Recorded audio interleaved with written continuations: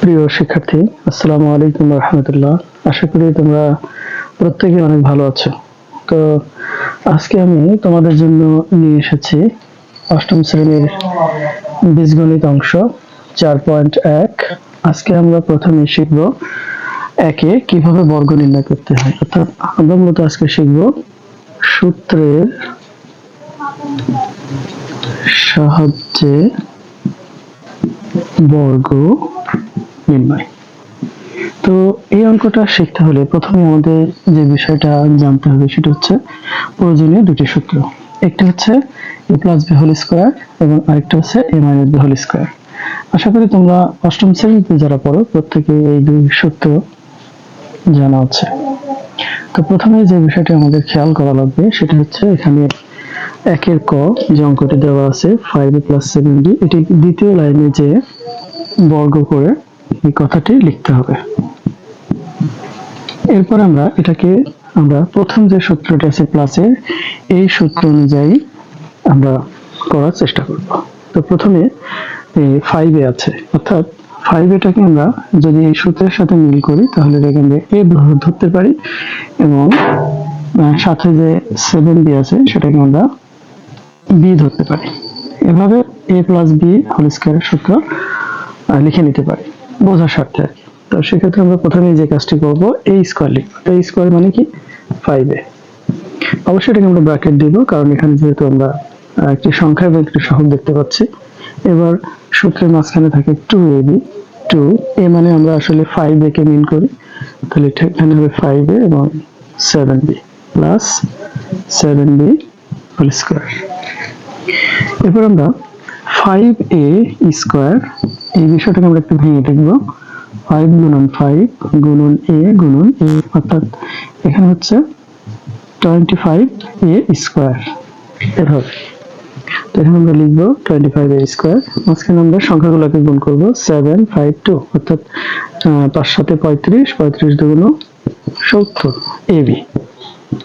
লাস্টে আমরা দেখতে পাচ্ছি 7b হোল স্কয়ার আছে, এটাকে আমরা যদি ভেঙে লিখি তাহলে 7 দুইবার হবে এবং b দুইবার হবে, তাহলে আমাদের হচ্ছে সাথে সাথে 49 b স্কয়ার। আমরা এখানে লিখব 49 b স্কয়ার। এটি হচ্ছে আমাদের অ্যান্সার। তো আমরা যদি এই অঙ্কটা ভালো করে শিখতে চাই, এই অঙ্কটি দুই একবার দেখলে আশা করি সবাই বুঝতে পারবে। এরপর আমরা পরবর্তী অঙ্কে যাব,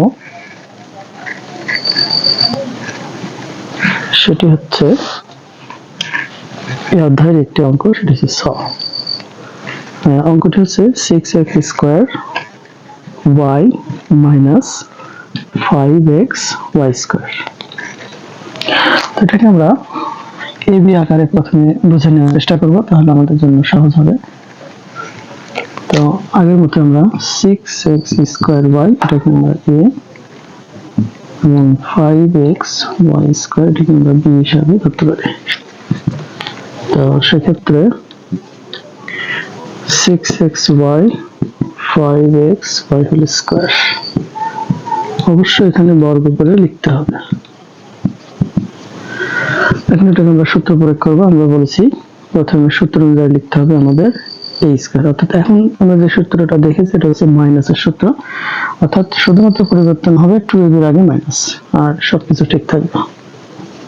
6x স্কয়ার y এটাকে আমরা a স্কয়ার বলবো মাইনাস 2a মানে আমাদের 6x square y into b মানে হচ্ছে 5x y স্কয়ার এবং প্লাস b স্কয়ার মানে হচ্ছে 5x y স্কয়ার এবং তার উপরে হোল স্কয়ার। অঙ্কটি ভালো করে বোঝার জন্য অবশ্যই আমাদের এই বিষয়টাকে একটু ভালো করে দেখতে হবে, তাহলে সহজ হয়ে যাবে। এবার আমরা আগে শিখেছি 6 কে দুইবার গুণ করলে 6 6 36, এটাও পাওয়ার এটাও পাওয়ার, এখানে পাওয়ার পরে গুণ হবে x পাওয়ার 4 আর y এর উপরে স্কয়ার। 5 7 30, 30 দুগুণ 60, x এখানে পাওয়ার 2, এখানে পাওয়ার মনে মনে আমরা 1 ধরতে পারি, তাহলে এই দুটা পাওয়ার মিলে হচ্ছে 3। y এখানে পাওয়ার 1, এখানে y পাওয়ার 2, এটা হচ্ছে 3। এরপর এখানে হবে 5 কে দুইবার গুণ করলে 25, x এর উপরে স্কয়ার এবং y এর উপরে একটি পাওয়ার আছে আর বাইরের পাওয়ার, দুটো মিলে y পাওয়ার 4। আশা করি বুঝতে পেরেছো।